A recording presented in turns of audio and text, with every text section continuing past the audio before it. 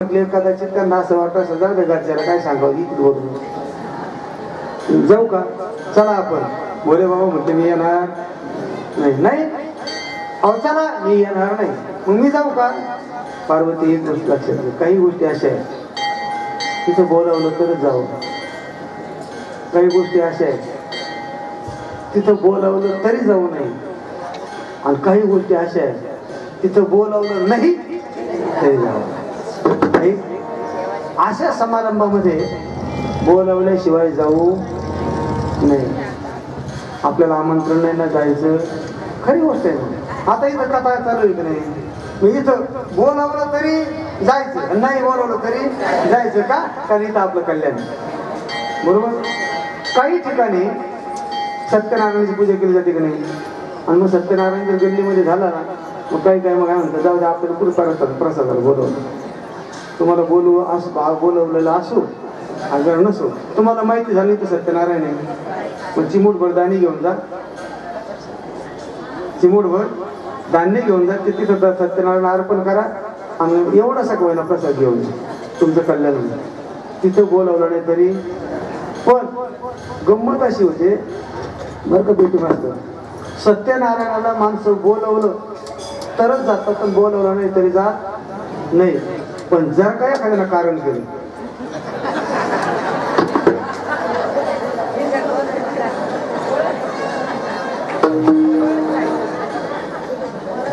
किती बी कांद्याची लागवड चालू असू द्या नाही तर किती मोठा दुकानदार असू द्या पण तो म्हणतो नाही नाही येतोच जाऊन बरं काय झालं सत्यनारायणाचे आमंत्रण असतं त्याला बसायला बसायला टाकलेलं सतरंजी असतात त्याला पत्र वगैरे वाढलं जातं सगळ्या रांगोळ्या काढल्या जातात त्याला चांगल्या पद्धतीचं भोजन आणि मला सांगावं त्या कारणाच्या ठिकाणी खायला जागा कशी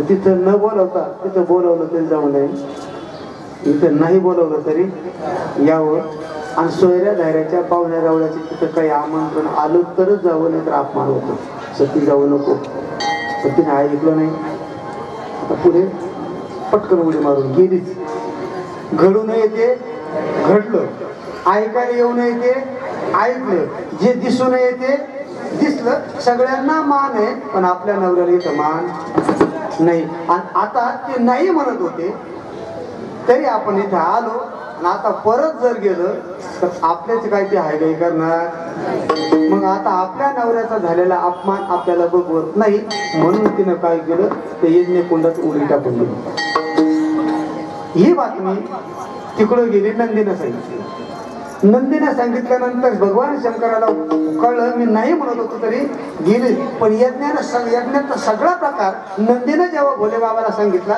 त्या टायमाला त्यांनी जटा उपटली आणि अशी खाली आदळली तिच्यातून एक वीर पुरुष जन्माला आला वीरभद्र भगवान तिथून ज्यांचा जन्म झाला ते वीरभद्र आणि त्यांना सांगितलं आता तुम्ही यज्ञाचा विध्वंस करा ते गेले यज्ञाचा विध्वंस केला दक्षाची मान कापली ती सुद्धा मान त्याच्यात पडली ती जळून भस्म झाली आणि मग सगळ्या देवांनी विचार केला हा यज्ञ जर पूर्ण झाला नाही तर हे जे विश्व आहे या विश्वामध्ये हाहाकार मारल्याशिवाय यज्ञ सुरू झाला तो पूर्ण केलाच पाहिजे म्हणून पुन्हा भगवान भोले बाबाकडे गेले सगळ्यांनी प्रार्थना केली भोले बाबांनी पुन्हा मान्य केलं आणि यज्ञ पूर्ण करण्याकरता तिथं आले पण आल्यानंतर तो यज्ञ फक्त दक्षाच्याच हातून पूर्ण करायला पाहिजे आणि दक्ष आता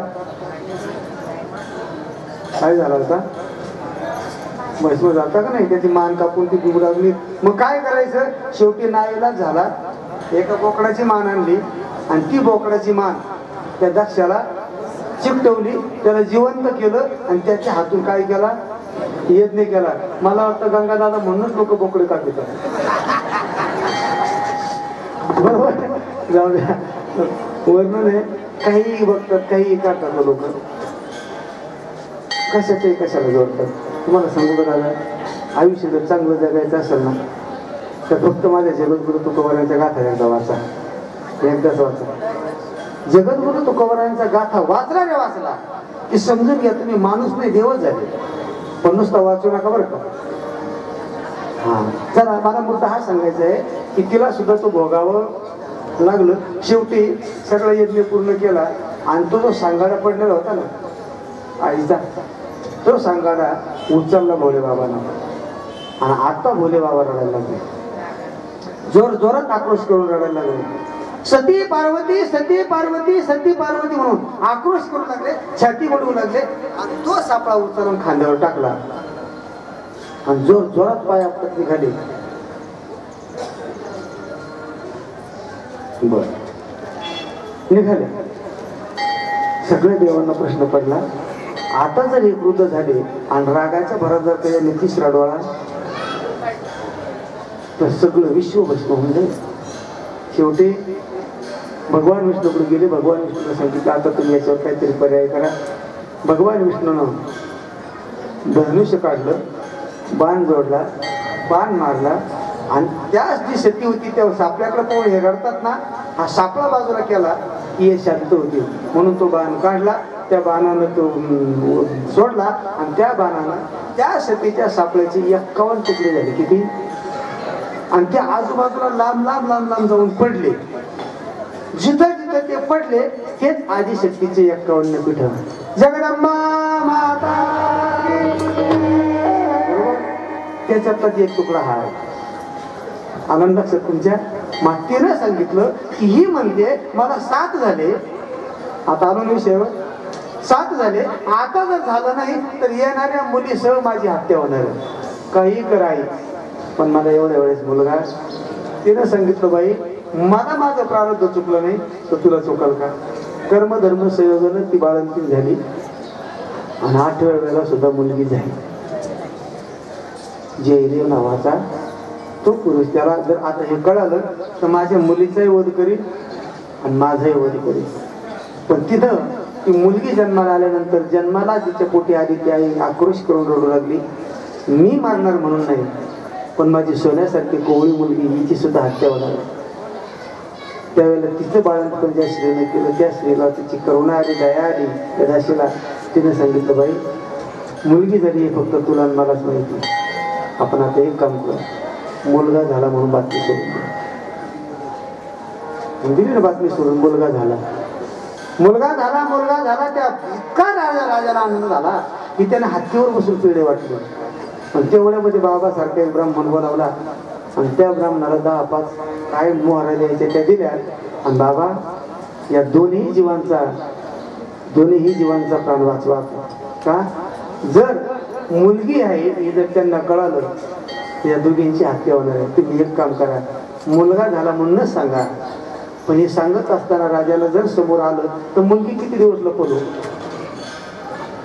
मुलगी असू द्या की मुलगा असू द्या. आता जे लहान लहान मुलं असतात ते नाही लक्ष देते राजा. काय वेळेला मुलाचे कपडे मुलीला घालतात, मुलीचे कपडे सुद्धा. 2 मुलं जर समजा जीन्सची पॅन्ट घालून लहान लहान मुलं आली, एक मुलगा आणि एक मुलगी, काय लक्ष देणार आहे? काही काळ झाकलं पण किती दिवस. कालांतरानं मुलीचे शरीर आणि मुलाच्या शरीराचे अवयव उघडे पडल्याशिवाय राहत नाही. मुलीला मिशा आहेत का? आणि मुलांना मिशा आल्याशिवाय बरोबर आहे. बरोबर. मुलांच्या चेहऱ्याचं तेज आणि मुलींच्या चेहऱ्याचं तेज. आता बाकीच्या गोष्टी तुम्ही समजून घ्या. बरोबर.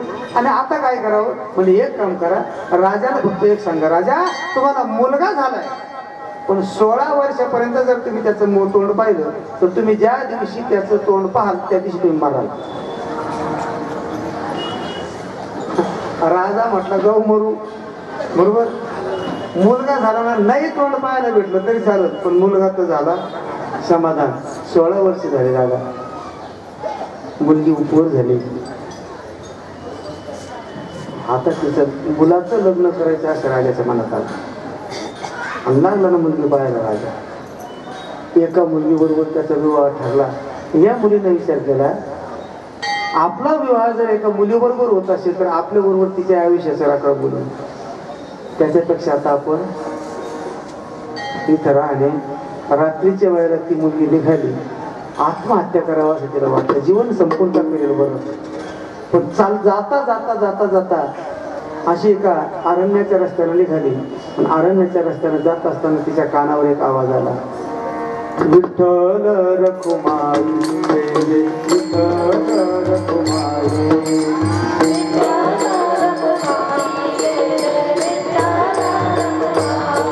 हा विठ्ठल रखुमाई, जय जय विठ्ठल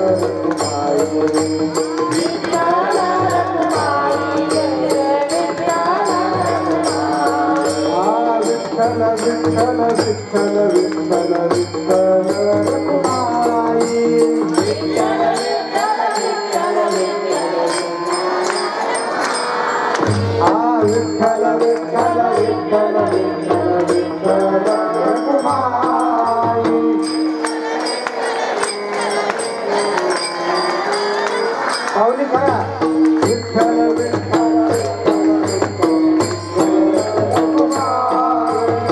पावली करा पुढे जागेवर हा विठ्ठल जय जय विठ्ठल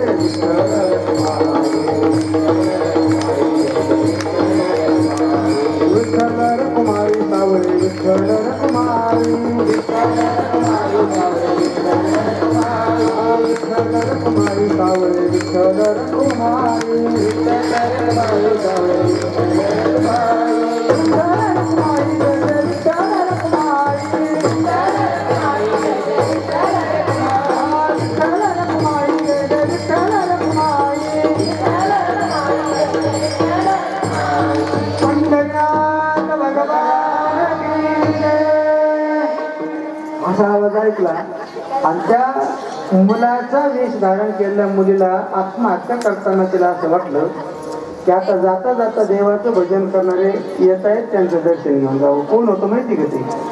ज्ञानोबा, निवृत्ती दादा, सोपन काका आणि मुक्ताबाई.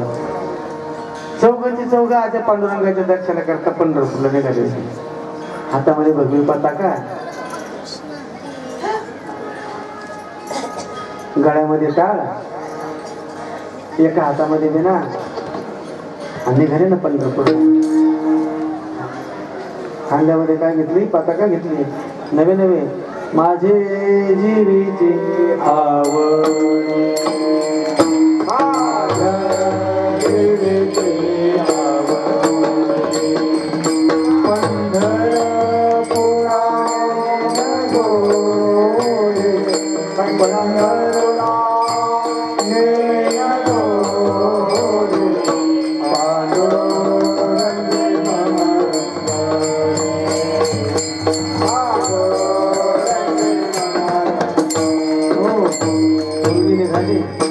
जाता जाता ज्ञानोबरायांच्या चरणावरती डोकं टेकवलं, साष्टांग दंडवत घातला. ज्ञानोबरायांनी त्या मुलाला दोन्ही हाताने असे खांदे धरले. उठ मुला, आयुष्यमान भव. काय म्हटले? उठ राजपुत्रा किंवा मुला, उठ आयुष्यमान भव असं म्हटलं. त्या मुलीला हंबरडा फुरून उठवला. आता फक्त दर्शन घेऊन आत्महत्या करायची होती, पण आशीर्वाद मिळाला. काय? उठ मुला, आयुष्यमान भव. हंबरडा फोडला. हो लेकराने हंबरडा फोडला. ज्ञानोबा म्हणतात, मुला अरे का रडतोस बाबा? महाराज, तुम्ही जो आशीर्वाद दिला तो खोटा आहे ना. का? तुम्ही काय म्हटले? उठ मुला. मी मुलगा नाही. दुसरा शब्द काय म्हटले? आयुष्यमान भव. मी तर आत्महत्या करायला निघाली. आता मला मरायचंय, आयुष्य कुठं राहिलं? आणि तुम्ही मुला म्हटले, तुम्ही तर मुलगी आहे. ज्ञानोबरायांनी डोळे बंद केले. निवृत्ती दादाकडे बघितलं. निवृत्ती दादा गालात हसले. ज्ञाना, कर कल्याण त्याचा. आणि एकदा गुरुचा आशीर्वाद प्राप्त झाला, कल्याण होतच ना झालं. ज्ञानोबरायांनी डोळे बंद केले. निवृत्ती दादाचं स्मरण केलं. निवृत्ती दादानं वरती हात करून आशीर्वाद दिला. आणि ज्ञानोबरायांनी त्या मुलीला सांगितलं, बघ बघ तू मुलगा आहे का मुलगी?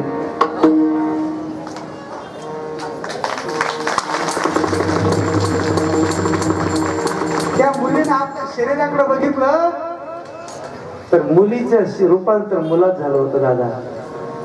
बरोबर? आणि त्याला आयुष्यमान म्हणून आशीर्वाद दिला. मला मुद्दा सांगायचा आहे, जी ही निमिष मात्र देह पालतेला आणि श्रेय जातो केला पुरुष. जे देवाला करता येत नाही ते साधूला करता येत. वशिष्ठ मुनींनी 6 महिने मुलगा 6 महिने मुलगी असा आशीर्वाद प्राप्त करून घेतला. आणि पुढे त्यांच्यापासून पुरुरवा नावाचा मुलगा जन्माला आला. त्या पुरुरवाचं उर्वशीवर प्रेम जमलं. उर्वशी ही इंद्रातली अप्सरा. त्या दोघांचा समागम झाला. आणि तो समागम झाल्याच्या नंतर तिने एकच सांगितलं, बघ मी तुझ्याबरोबर संसार करणार आहे, तुला मी समर्पित होणार आहे, पण माझी एक अट आहे, मी फक्त तुला आपल्या समागमाच्या व्यतिरिक्त कधीही नग्न पाहणार. म्हणजे आता तुम्ही सगळं शून्य ऐकणार आहे, मी शब्द थोडेसे आखडती घेतो बरं का. मी आपल्या समागमाला व्यतिरिक्त तुला कधी जर नग्न दिसता कामा, जर तुला मला पुन्हा नग्न दिसला एरवी तर मी तुझा त्याग करेन. म्हटलं ठीक आहे, कारण पुरुष एकदा अधीन झाला तो कुठल्याही गोष्टीला राजी होतो. तिने 2 मेंढे आणले. काय आणले? मेंढे. एक मेंढी एक मेंढा आणि त्याच्याजवळ सांभाळायला गेले. का? मला हिचं दूधच पाहिजे मेंढीचं. आणि त्याला सांभाळायला गेलो. त्याचा सांभाळ करू लागला. बराचसा दिवस उर्वशी बरोबर त्याचा संसाराचं कार्य चालू झालं. बरेचसे दिवस निघाले. इंद्राला धास्ती उभी राहिली. इंद्र म्हटला, अरे आपली अप्सरा जी उर्वशी स्वर्गातली अप्सरा आहे ती आता मात्र त्या पुरुरव्याच्या पाठीमागे लागली आणि इथं तर आपली पंचायत झाली. मग त्याने आपल्या दूतांना सांगितलं, काहीही करा पण तेवढी अप्सरा इथं येईल असा काहीतरी उपाय करा. त्यांना ते माहिती होतं, या मेंढ्यांचं पालन करायचं आणि नग्न पुन्हा राहायचं. म्हणजे एक दिवस गोपाल कृष्ण भगवान दिवस पहाटेच्या वेळेला तो राजा स्नाना करता गेला. नुसता स्नान करत असताना कपडे काढलेले असतात आणि त्याच वेळेला हे दोघं दूत आले आणि त्यांनी ते मेंढ्या सोडल्या आणि घेऊन चालले. आता ते मेंढ्या घेऊन चालल्यामुळं ते ओरडायला लागले आणि ओरडायला लागल्यानंतर एवढ्यामध्ये उर्वशी म्हणतात, माझे मेंढे कोणी चालवले. तो पटकन त्या बाथरूम मधून बाहेर निघाला. अशाच उघड्या अवस्थेमध्ये ते मेंढे आणण्याकरता चालला. तो धावल्याबरोबर त्यांनी पाहिलं, अरे आता हा कसा आहे, नग्न अवस्थेमध्ये आहे, अर्ध नग्न अवस्थेत आहे. त्यांनी मेंढे सोडून दिले आणि ते मेंढे त्याने घेऊन परत आला. तेवढ्यामध्ये उर्वशी बाहेर आली आणि त्यांनी तेवढ्या ठिकाणी प्रकाश निर्माण केला त्या दूतांनी. आणि त्या प्रकाशामध्ये हा उर्वशीच्या समोर नग्न दिसला आणि उर्वशीने सांगितलं, बस आता तुझा माझा संबंध संपला. मी सांगितलं होतं मला जेव्हा तू नग्न दिसशील समागमा व्यतिरिक्त तेव्हा मी तुझा त्याग करेन. आणि तू तिथून ती निघून गेली. याचा परिणाम तो पुढे वेडा झाला. काय होतं, माणसं 2 ठिकाणी वेड्या होतात दादा, 2 ठिकाणी. एक संपत्ती आणि श्री. आज जगामध्ये जर बघितलं ना, फार सृष्टीच्या उत्पत्तीपासून आतापर्यंत सगळा उत्माद जर झाला असेल फक्त या 2 गोष्टीमुळे झाला. रामायण घडलं कशामुळे? एवढं रामायण घडलं, एवढ्या मारामाऱ्या झाल्या कशामुळे? फक्त सीतेचं हरण. बरोबर नाही? पांडव प्रताप घडलं कशामुळं? फक्त द्रौपदीमुळे. ध्यानात घ्या बरं का. कनकानी कांता नरकातराया केल्या विधीने नरकातराया. संपत्ती आणि श्री या 2 गोष्टी अशा आहेत, एक तर जीवन तारतील किंवा जीवनाचा घात करतील. नीट लक्षात घ्या, तुम्ही आपण एकच आहे. संपत्ती एक तर आपल्याला तारील किंवा संपत्ती आपल्याला मारेल. मला सांगा, 2 सख्खे भाऊ मावशी एकमेकाची वैरी कशामुळे? काय एकमेकाचा फोन करतात? अरे एकाच आईच्या उदरात जन्माला आली ना, एकाच आईच्या स्तनातलं दूध पिलेले आहेत, एकाच आईचा त्याला वाढवलेलं आहे, एकाच रक्तापासून दोघांची निर्मिती झालेली आहे. आणि तेच 2 एकाच रक्ताचे 2 थेंब तेच एकमेकाचं रक्तपात करतात का? त्याला एकच कारण आहे, एकच कारण आहे, ते म्हणजे संपत्ती. मला सांगा, ज्या संपत्ती करता दोन भाऊ एकमेकाची वैरी होतात, ही संपत्ती कोणाची झाली हो? कोणाची झाली? याची झाली की त्याची? काय करतात मग? घरामध्ये जर आनंद भोगायचा असेल ना, 3 गोष्टी ध्यानात घ्या. 3 गोष्टी.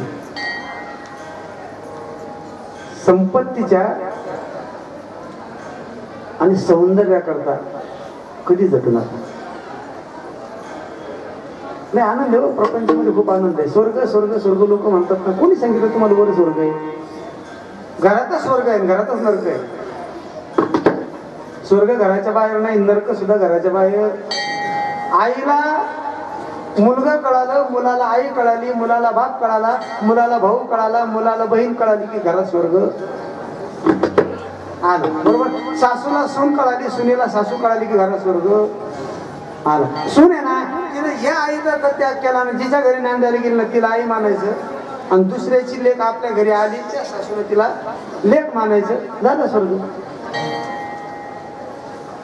स्वर्ग दुसरं कुठं नाही, सगळं आपल्या विचारावर अवलंबून. विचार शुद्ध ठेवा, जीवन आनंदी होईल. चला. आणि मग पुढे ते सत्ता आणि संपत्ती, मग तुझी उर्वशी आहे, त्या उर्वशी करता तो वेळा झाला. उर्वशी थांब, उर्वशी थांब, उर्वशी थांब. उर्वशी परत आली आणि उर्वशीला त्या पुरुला एक बोध केला. काय बोध केला आहे का? राजा, अरे हा नाशक्या पुचक्या देहा करता एवढा वेळा झाला तू? हा देह नाशिवंत मळमूत्राचा बांधा,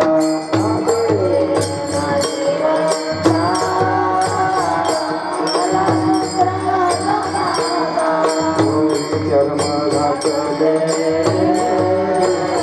गर्भ तुटकाचा साला.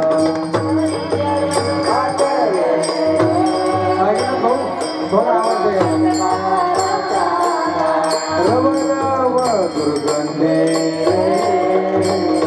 अमंगळतेचा बांधा.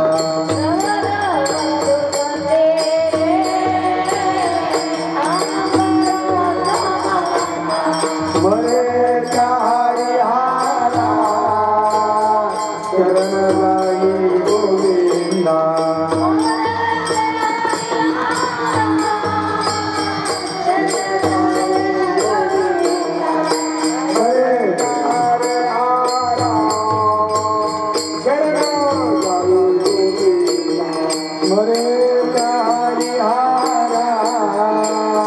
चरण जाई पर्यदे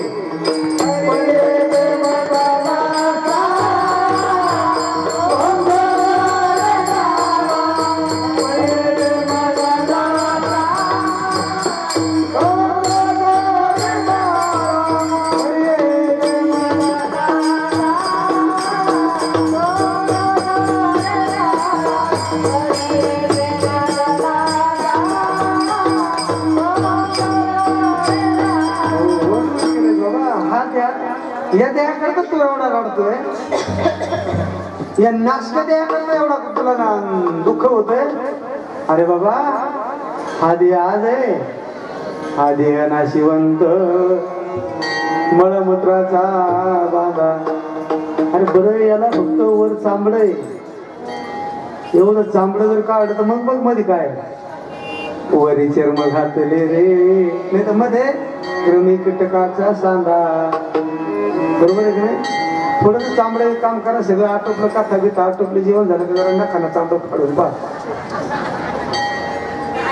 बरोबर. मग पहा उद्या काय त्याच्यात. हा देह नाशिवंत आहे आणि या नाशक्या कुचक्या देहा करता तू एवढा वेळा होतो. अरे जा, आतापर्यंत भोगला ना, बस आता स्मरे त्या हरिहरा शरण जाई गोविंदा. परे दे मदालसा सुहंग देवा. हरि शरणम हरि शरणम हरि शरणम.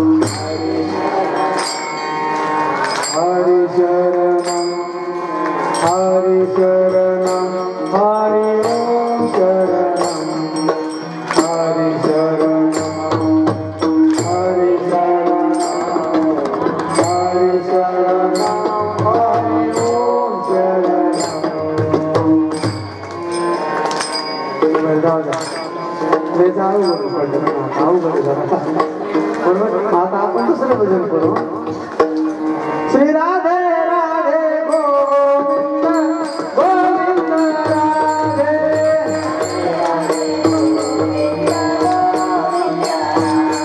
श्री राधे राधे गोविंद गोविंद राधे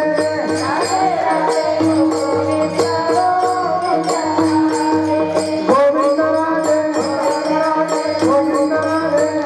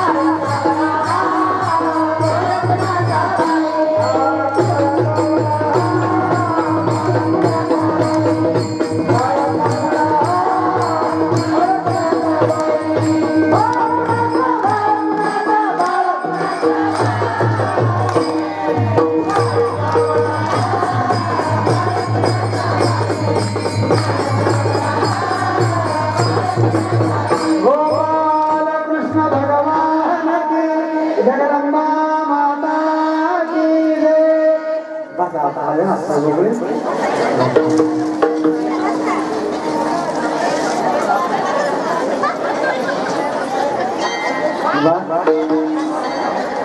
या ठिकाणी आपल्या इकडे लक्ष ठेवा. बोल नका बोल नका बोल नका. बसल्यावर पुढे आपल्याकडे तिकडे यायचे लगेच. तेवढं पुढं तेवढं नाचायचं तेवढं पुढं तेवढं गायचं लगेच का तिकडे यायचे.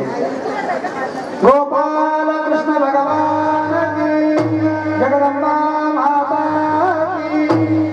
या ठिकाणी तुम्हाला ज्या आयोजनाच्या औषधाबद्दल त्या दिवशी बोललो होतो ना. मला वाटतं आता या ठिकाणी बाबा सांगून गेले. आयुर्वेदाचे जे डॉक्टर आहे ते डॉक्टर आलेले तुम्हाला आयुर्वेद